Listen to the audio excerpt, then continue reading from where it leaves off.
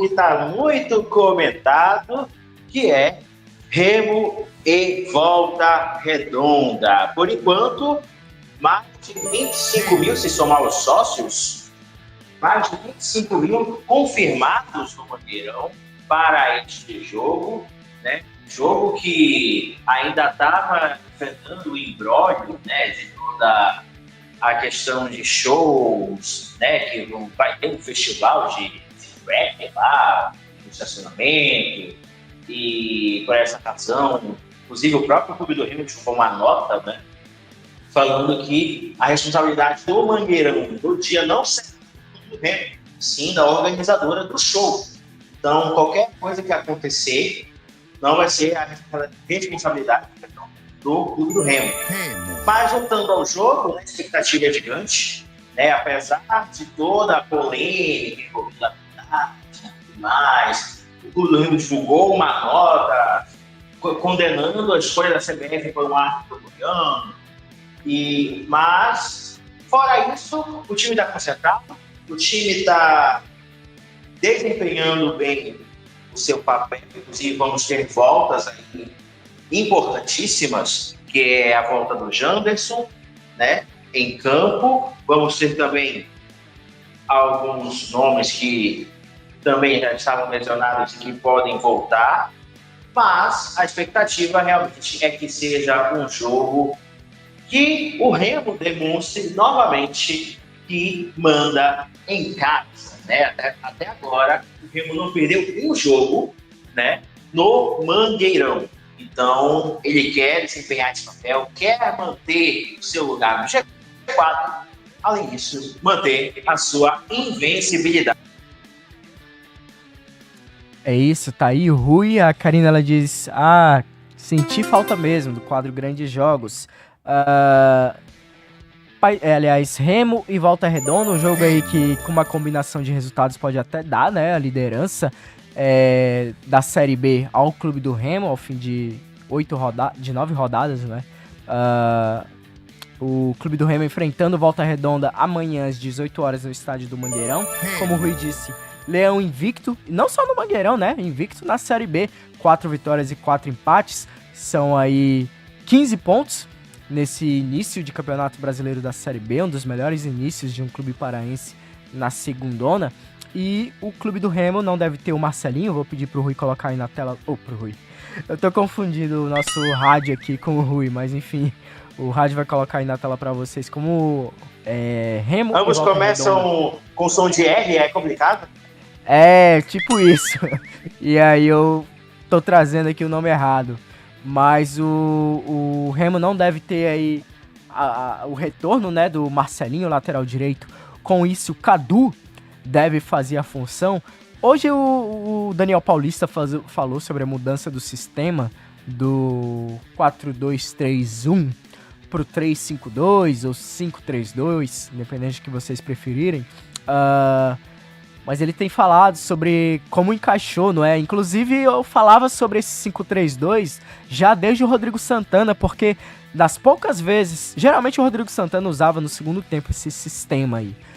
Das poucas vezes que ele usou, deu certo. Inclusive no primeiro repá do ano, o Remo iguala o jogo contra o Paysandu, que o Paysandu estava muito melhor no primeiro tempo, e aí no segundo tempo o Remo reage. Quando o Rodrigo Santana tira um atacante, põe mais um jogador no meio de campo, foi o Pedro Castro no lugar acho que do Dodô, confesso que eu não lembro quem, mas enfim, o Remo passou a jogar no 5-3-2, a gente viu um time mais equilibrado. E desde que o Remo tá jogando nesse sistema agora na Série B, por conta das ausências, não é? Do Jaderson, do Janderson, algumas ausências importantes aí, o Remo, desde quando tá jogando com esse time, a gente tem visto um time bem equilibrado do Remo, tem mais uma oportunidade aí para conseguir mais uma vitória dentro de casa.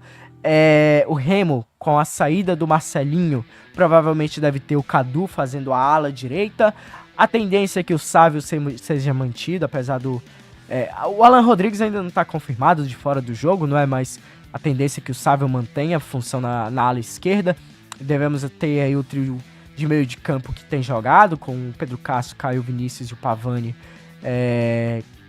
e a dupla de ataque Pedro Rocha e Adailton, explorando o setor, as zonas laterais, né, do Volta Redonda, porque o Volta Redonda é um time que, contra o Amazonas,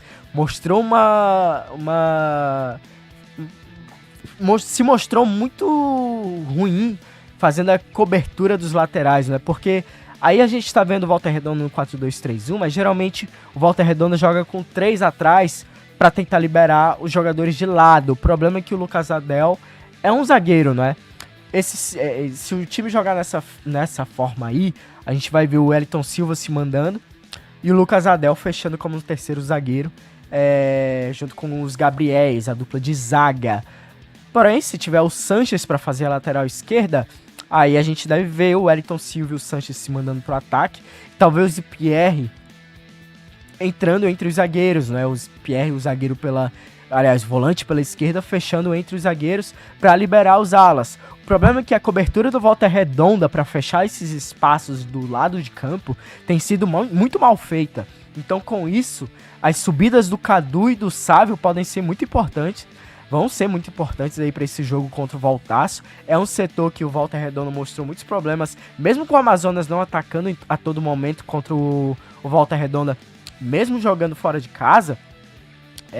Conseguiu, nas poucas vezes que atacou, colocar o Volta Redonda em perigo nessas jogadas nas laterais. De qualquer forma, o Voltaço, acho que vocês, pelo menos a maioria que deve ter acompanhado, né, o jogo contra o Paysandu, a gente viu, é um time que tem muita dificuldade criativa, é um time que depende muito dos pontas, Desculpa. É um time que depende muito do dia de inspiração, não é, dos pontas.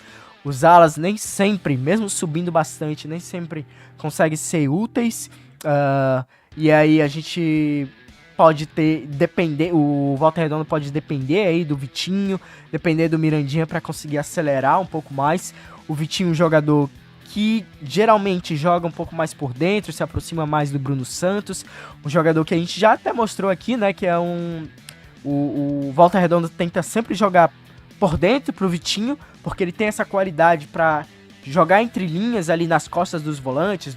No caso do Remo, ele jogaria nas costas ali do Pedro Castro, do Caio Vinícius, para receber, girar e aí abrir para um lado ou para o outro, pro ala, para buscar o cruzamento pro Bruno Santos. É a principal jogada, a principal arma do Volta Redonda, essa jogada por dentro. Inicia por dentro, com os zagueiros tocando no Vitinho, nas costas dos volantes, para tentar abrir, e aí vinha o cruzamento pro centroavante. E chegando também o Raí, o Robinho, como elemento de surpresa para tentar a finalização.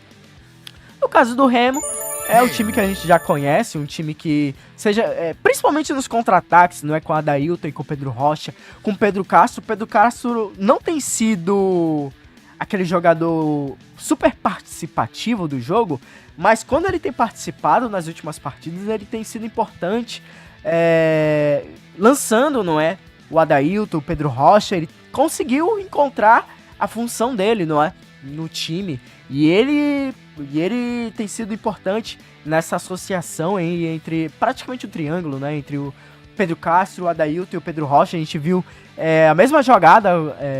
Qual foi o último jogo? Foi Vila Nova, né, antes do empate com o Atlético Goianiense, foi o Vila Nova. Nos dois jogos a gente viu isso, o Pedro Castro recebendo... Vila Nova, não é?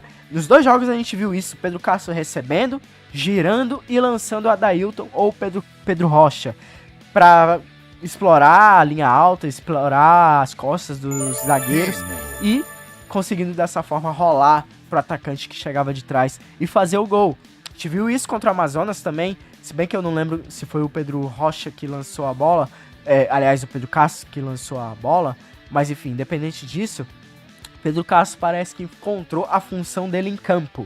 E é importantíssimo que cada jogador ache o seu espaço no campo, né, Rui? Porque Pedro Castro, você tinha até falado sobre ele aqui, não é? Que em algum momento ele ia encontrar o momento dele de brilhar em campo. E o Pedro Castro mostrou isso aí contra o Vila Nova, mostrou isso principalmente contra o Atlético Goianiense. O Remo poderia ter saído com a vitória. E agora a tendência é a continuidade, ainda mais com a notícia aí de que o Jaderson não deve voltar tão cedo aos gramados. Exatamente, meu caro André, exatamente. É aquilo que a gente já falou em lives anteriores, né? É preciso que o Pedro Castro tenha um dia só dele, né? Mas assim, é como a gente já falou em toda essa temporada, né? O Remo não é aquele time que, não, a gente só vai depender do Pedro Rocha, a gente só vai depender do Adailton, a gente só vai depender do Jacques. Não. Cada jogo, um jogador se destaca, né? Inclusive, falta um pouquinho mais de sorte e um pouco também para o Regis, até porque sempre quando o Regis faz um gol é anulado. Acho que só o gol contra o Vila Nova que não foi. Então, eu acho que o Regis também está indo num caminho muito bom. O Pedro Castro está indo num caminho muito bom. Eu acho que cada jogo um jogador tem um espaço, um momento de brilhar